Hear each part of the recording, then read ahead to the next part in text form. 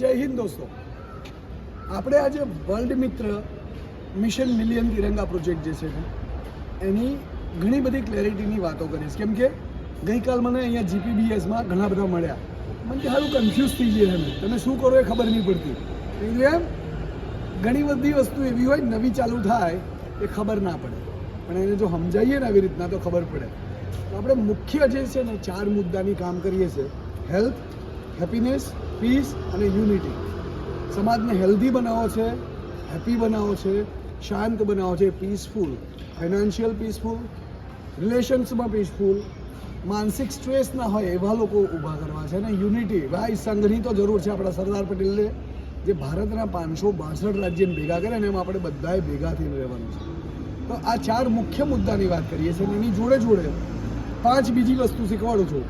એક છે slow is fast, ધીમા ચાલો લાંબા સુધી પહોંચશો. એક્સપ્રેસ હાઈવે ઉપર ધમાધમ જતા હોય ને રોંગ સાઈડથી ઓવરટેક કરો ને કોકને ઠોકાઈ જાઓ, પહોંચવાની જગ્યાએ ઉપર પહોંચી જાઓ. એટલે slow is fast, less is more. અપેક્ષાઓ ઓછી રાખો ને તો વધારે મળશે જિંદગીમાંથી.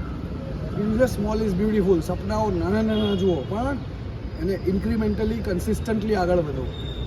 અને છેલ્લું છે સક્સેસ વિધાઉટ સ્ટ્રેસ. ચિંતા લઈને તો બધાય થાય. અત્યારે નહીં, નાની નાની ઉંમરે લોકો ઉકલી જાય છે.